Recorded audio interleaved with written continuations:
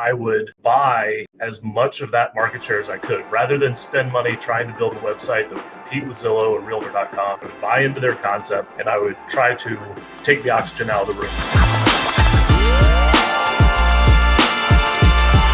What's up, everybody? Happy November 3rd. Thursday, November 3rd, coming to you live from fabulous Las Vegas, Nevada. It's Joe Herrera, Team Leader Academy podcast. As always, we're looking for the best guests, people who are doing interesting things. 2022 has been a unique year, and I think 2023 will be even more exciting. And so today we've got the opportunity to be with Trent Corbin. So Trent, for those who may not be aware of you, tell us a little bit about yourself, what market you're in, what kind of business you do, all that fun stuff. Sure. So I'll start with the market and the business that we do, and you tell me if you want me to dive deeper into how I failed into this. I'm the founder and CEO of the Redbud Group here in Charlotte, North Carolina.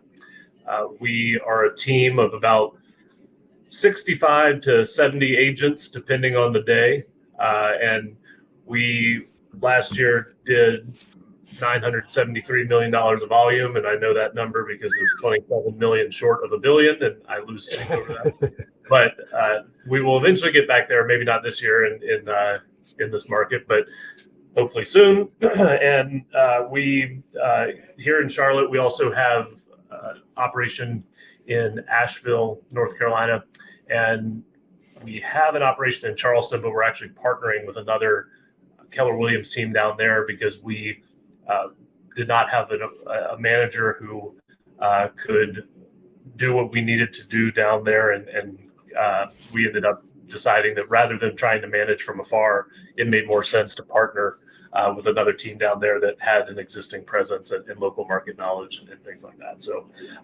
that Charleston team is now part of another team. So here in Charlotte, Nashville combined, we have about 65 agents. And I got into this business on the back end of the Great Recession. I was in the investment banking world before that. If you've seen the movie The Big Short, I did something very similar to that, except not on mortgages, with corporate credit. And when all of that fell apart, my friends and I lost jobs, and most of them left town, and I ended up managing property for them, which is what got me into real estate. So talk to me about this. I mean, not many people are able to say that they run a business, a team, a brokerage, whatever, that moves $1 billion worth of anything. Like I think an oil company, a small gas company would be happy to do $1 billion worth of sales in gasoline. So for you guys to be doing almost $1 billion in units, how did this all start? I mean, obviously coming out of the Great Recession, working on some of the stuff you worked on, at some point, purpose driven, when did you get into the retail side? 2012, 2014? When was your entrance? Sure. So to clarify some things, because I think it will be relevant. My academic background is in electrical and computer engineering, and my formative years as an adult outside college were spent in the investment banking world. So I have an affinity for Excel. I'll call it a love-hate relationship with Excel.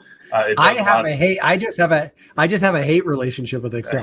So at least you got the love part. Yeah, exactly. Yeah. So I do enjoy the analysis component of it. And one of the things, as the recession hit and I started managing property, and I didn't even know at the time that I was somewhat accidentally starting a property management business. I was just helping them find tenants and collect rent, but I did all the things you're never supposed to do, commingling of funds and all that, because I didn't realize that there were laws against that. And so once I realized that, I quickly got my license. And so that was about 2009. And so grew that business until 2012, when the Democratic National Convention came to Charlotte, and me and a few other firms in the area had this idea that there were not enough hotels and these people needed space, and could we rent condos and short-term rentals in the Charlotte area to folks visiting for the DNC. This was before the days of Airbnb. I, of course, did not have the vision to see what that could have become, but we did make a good bit of money in a short amount of time. Not the billions of dollars that Airbnb is now worth, but we did that, and we got a ton of press, and so that company grew into 2013. At which point, I decided property management was not really where I wanted to spend my life and my career. No one ever calls you because they're happy with you when you're in property management. No one ever calls because their toilet. No one ever calls because their toilet or air conditioning is just working great. Yeah, exactly. Hey, just wanted to say I'm happy my rent's late. Yeah. But knowing that, I actually sold that business and exited that in 2013. Sold it to my business partner at the time, and I then said, well, now I don't have a real job. I have a real estate license. So I went back and got my MBA at Wake Forest, has a program here in town. And I said, well, it's a working professional executive program. So I need a job that I can say I have while I'm doing this. And so I'll hang my license at a small firm. And so I did that, thinking that I'll do this in 2 years. I'll go back and get another real job. And during that time, I sold enough homes to actually cover my tuition. I sold enough homes to cover to my colleagues and classmates to cover my tuition for the program. And I said, well, maybe there's something to this. And I started looking at people's profiles on Zillow and things like that. And Stephen Cooley's in our market, and Lars Hedenborg at the time.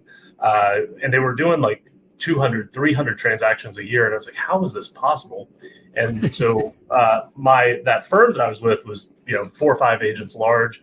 And in April of 2015, we went to Keller Williams, and I opened my eyes to this idea of like a team. And I said, well, Keller Williams has all the things that I would need to be able to do what I think is possible. But I still didn't believe that I was a salesman at the time. And so I had been buying leads. That was how I generated my business outside of just that referral network for my MBA program. And I was buying leads on realtor.com and Zillow and things like that.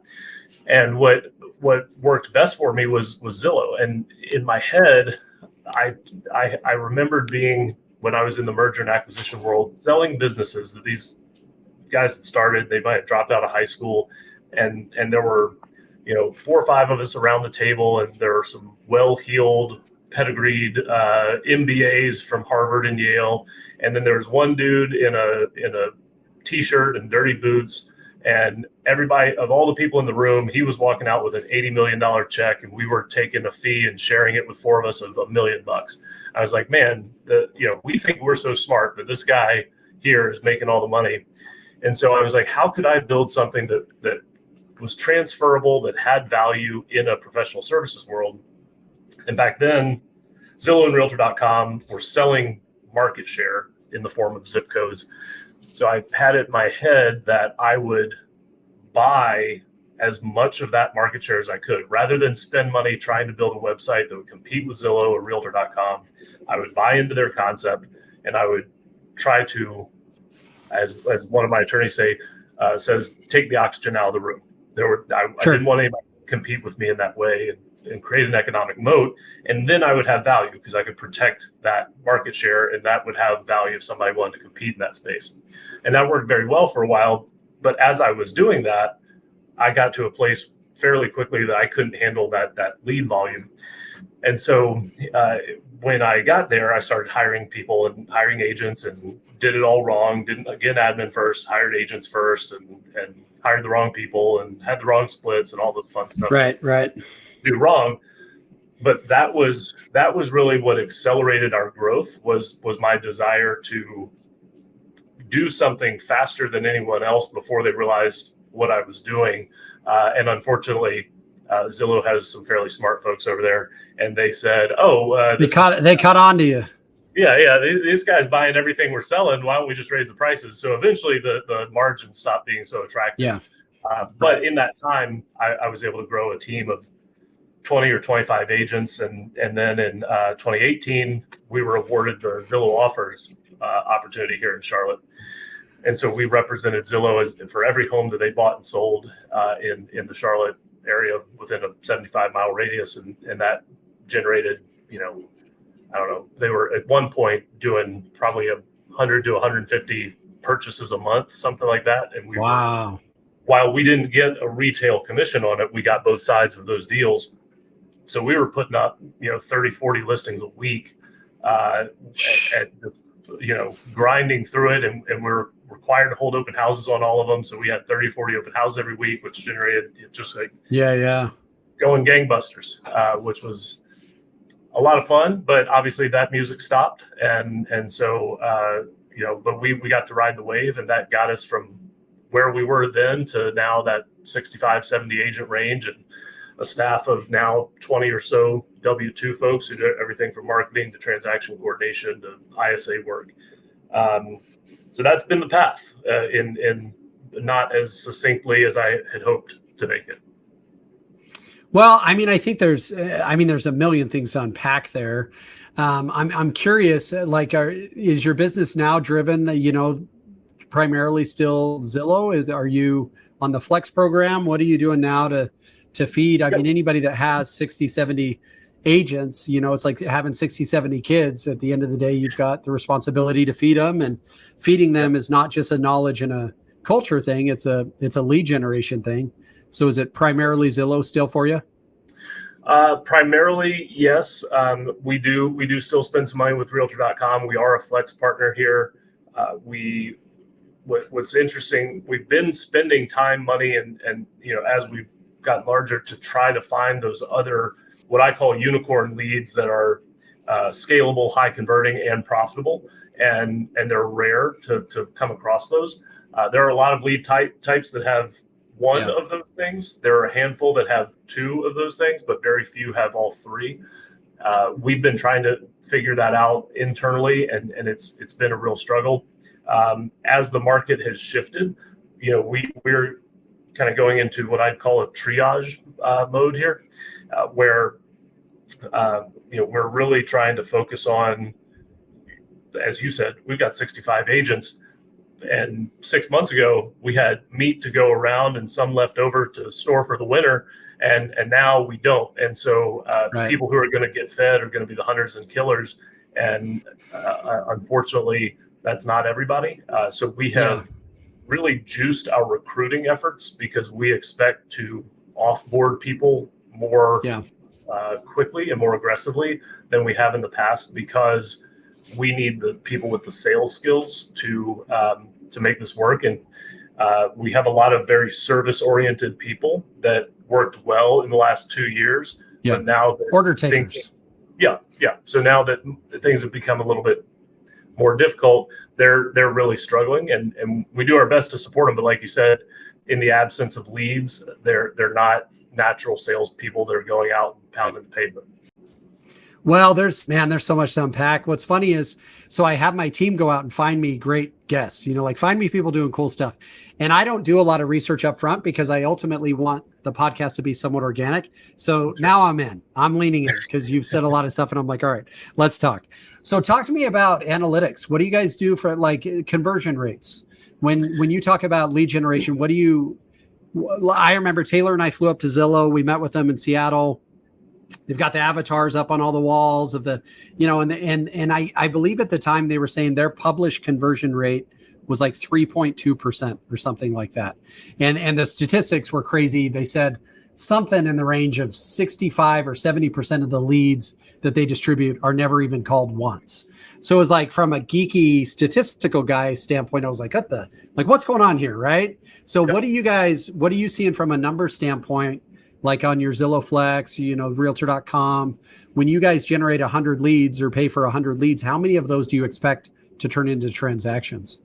Yep. Great question. So I'll tell you a couple things. Number one, I believe that there are a lot of people out there that are incorrectly analyzing their conversion. What they are doing is they're saying, I have a lead source that is, source X, and I get so many leads a month. And I look at my month, let's call it October. I look at October and I say, wow, I closed 10 leads from that lead source, and I buy 200 leads a month.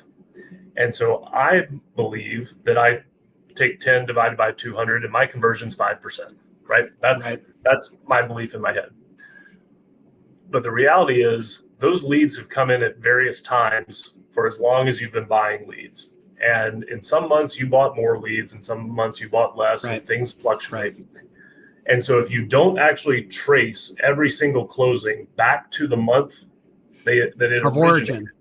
and Right. then do the calculation based on that month when you made the investment, you are likely getting the number wrong. And where it tends to be problematic, where it's most problematic. Do you think people overestimate or underestimate? I believe people overestimate. That's what gets them in trouble. And I think that's why you have Realtor.com and Zillow for a long time had people who, if you ran into them at a conference, they say, oh, I convert my Zillow leads at 10%. I convert Realtor.com at 15%. And I would just in my head say, no, you don't. And you're going to stop spending it for the month. And I'm going to pick up your market share because you have no idea what your returns are. Right. That's why I think Realtor.com and Zillow had to have such a large sales staff and sales force, because people would drop it after 6 months because they'd say, well, I've got a bunch of closings, but I'm not making any money. And so that being diligent in that and creating all the spreadsheets and things that we've created in the past to make sure that that's correct. What's interesting is your number 3.2% is in the long run roughly what Zillow converts at. If you look at closed volume over the right time frame, 3 to 3.5% is about right. Flex is a little bit better, but it's because they're so warm. Right. It's only sort of better because they take into account in some of their published conversion rates, so like pending contracts and things like that. So my belief is that it's maybe 4% on a good day when you actually look at closed volume, but they would argue it could be as high as 6 or 7%. So we geek out on this stuff as well. So, and Trent's my guy now. I'm all in. So what we do is we go on a trailing annual basis. So we look at all of our agents. Now we're to the month of October, and what we do is we take the total number of leads they're given and the total number of conversions they've generated, and we like to work on how many leads per agent do they need to receive. So like our top lead converter, I'm a Facebook guy, so I've been doing Facebook lead generation forever. We get Zillow Flex quality leads for, rather than giving up 35%, it costs us $25 a pop. So for us, the issue we run into is we've got we batch our agents in that our good lead conversion agents will close 1 out of 17 to 1 out of 20. So anywhere from 7 to 5%. Yep. And then there'll be our all-in hardworking converting agents will close at about a 3% clip. And then we distribute leads to agents who say they're in, but they're not, and they close 0. So it's like this weird mixture of all of it, right? And so I like to, because we're now in the business of where we're generating leads for agents in other markets. Like forever, I resisted doing it. All I would do is teach agents, but then I would teach them and they wouldn't do it. So now we're like, hey, we'll just do it for you. And so we're onboarding a group like from Portland, and he asked me, what is your conversion rate? And I'm like, well, it's a really hard question to answer. I'll tell you, your great agents can convert our leads 5 to 7%. Your average hardworking dedicated agents can convert them at 3%. And then the agents that are lying to you are going to convert them at 0%. So it's like, it's hard to land on that number. And I'm sure this is what drives Zillow and everybody else crazy, because they're like, if people would just freaking work, they would convert. But because they won't work, we have to take responsibility for the whole gamut. So then our conversion rate is about 3% on average between like the 7%ers and the 0%ers. But I only want to count the ones that actually convert, because for people who aren't willing to make calls and aren't willing to put in the work, I don't want to count that against my conversion rate, if that makes sense.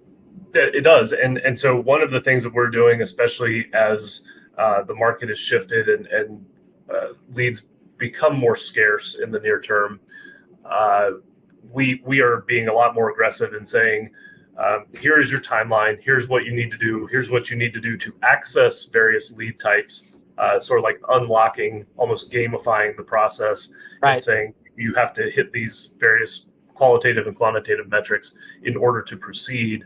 And it was 2 days ago that I took the first step in reallocating things based on, they were given 30 days to do X, Y, and Z, reallocating things, and people are freaking out. And they asked me, and I get it, and they asked me like, hey, what's going on? And I have like individual private report cards that are driven from a primary Google Sheet database. Each of them has access to it. They can see all of their numbers, more than they probably ever wanted to. And so that's the first place you look. The second place is, our team's expectations for production. And if you're below that, what's happening is there's a good chance in the next 2, 3, 4 months, we're going to be having offboarding conversations with you. I am not going to fill your pipeline for the next 3 or 4 months based on the trajectory of your performance. I'm not going to fill your pipeline so that you can then build those relationships and take them somewhere else. You have known the rules for over a year, and you're not where you need to be. And so those leads that are now so rare are going to the people who are outperforming, because we have to perform to what Zillow wants. And just like with you, with your agents and your consumers and partners, you want them to be converting at the highest level. Zillow is saying, we're going to start dropping partners who, they've been saying this for a while, but they're going to start dropping partners who are underperforming their expectations. And so just like they're putting that threshold in place for us, we're putting that in place for our agents. So because you don't want to be held. Yeah, you don't want the top 20 agents to be held, to be limited because of the bottom 45.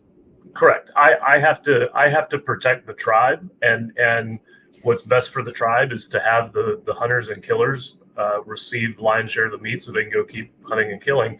If we lose all of them and we have a bunch of mediocre players that aren't converting, we're all going to lose our lead sources, and they're going to go away. And more people are going to that model you're describing, which is, we put the leads in your hand, you pay when they close. And if that's the model, then why wouldn't you only want those going to the best converters and the best teams out 100%. There? So, I get it. And they're raising the bar. We're turning up the heat, and not everybody's gonna survive the triage. Yeah. Well, talk to me about this. I got 2 more questions. I try to keep this thing, around a half hour. What are you doing from an analytical standpoint to track your data? We're Sisu guys. We use Sisu. And then kind of your outlook on 2023. So let's start with the analytical tools. What are you using to keep track of effort points and all that fun stuff? Sure. So our tech stack includes obviously Zillow's backend to some degree. We also use Follow-Up Boss for our CRM, which is pretty user-friendly and intuitive and has a lot of functionality and integration. So we have some Zapier functions and things like that. We also have a custom solution called Soliox that we found a gentleman who built that. It's built out of an Excel backend. That's very new for us, but it is very helpful in a lot of our analysis, especially when it comes like goal metrics and things like that. It's kind of a Sisu, a highly customized version of Sisu. Probably, not as wide a spectrum of capabilities, but very specific to what we do. He's a real estate guy and out of California, so interesting product that he's got. So we use that, and then I live in my Excel spreadsheet world. Sounds like hell to me. Just call it hell. Well, yeah. It's hell for anyone who has to go in and figure out what I've done. But for me, that's what I was sort of raised on, and what I've recently had to step back into the seat of like our flex manager to ensure that we're hitting our metrics, and as a result, I wanted to make this as simple as possible and spend as little time looking at the data as possible. And so I have a way of organizing my data so that I can effectively pivot around it in any way that I want and extract information. And so almost every week I'm adding columns. I think I'm out to column AQ now for each agent. And so, but I can pivot around like based on your answer rate, number of close, time on team, and come up with like, oh, these are the people doing X, Y, and Z, and we need to talk to them about this. So for me, that's the most important dashboard that I have, because I can make it do almost anything that I want once the data's in there, and we update it, weekly. We have VAs updating it weekly. Unfortunately for them, they have to deal with that. But so that's a big part of our that's effectively our tech stack. We use Slack to communicate and stuff like that, but it doesn't have anything to do with our analytics. So Follow Boss, Solviox, and my own Excel mayhem. Well, talk about 2023. I know, there's multiple camps, right? There's the kind of waiting on the outskirts, for things to get really exciting, hopping in with some investment opportunities. We're going to push through this and be creative, and then there's the sky is falling, like, oh crap, like I've got to go get a job. So I'm sure you have everything on your team, but what's your outlook? Like, what do you see 2023 being, and what pivots are you making to make sure that you not only survive, but thrive through the shifting market? Well, personally, I am unemployable, so I have no choice. I have to keep doing this. No one's going to hire me. But I just for the record, I would hire you in a second. But yeah. Well, I appreciate that. But really what we're seeing, and it's maybe a blend of things. So what I believe is going to happen is that we're going to have this period. The Fed just said yesterday we're going to continue to raise rates, and we're not stopping anytime soon, and et cetera. I believe sometime around mid next year, we're going to see them feel satisfied with what they've done in slowing things down, and that people will get a sense for rates aren't going to continue to get worse, and wherever prices are, activity will start picking back up. So our immediate goal is survival through that period, and so we're taking a hard look at expenses and what if we're trimming fat, where do we hit muscle and where do we hit bone, and what can we live without, and do we, are we in a coyote ugly situation where we need to gnaw off a limb in order to get through the next 9 months, or can we be a little more surgical about this and not shoot ourselves in the foot, because what we don't want to do is lose momentum right now. And so figuring out lose market share, and so the things that we need to do to stay steady for the next 9 months, and like I said,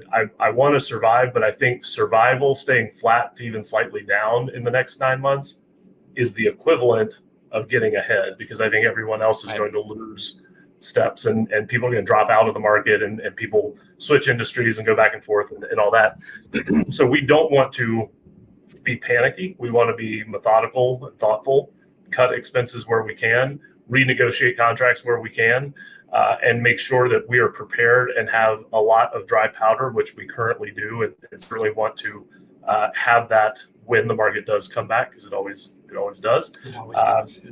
And so when we get to that point, whether it's mid-year next year, end of year next year, or spring of 24, whenever it happens, we want to be ready to attack and not in a position where we're still dressing our wounds.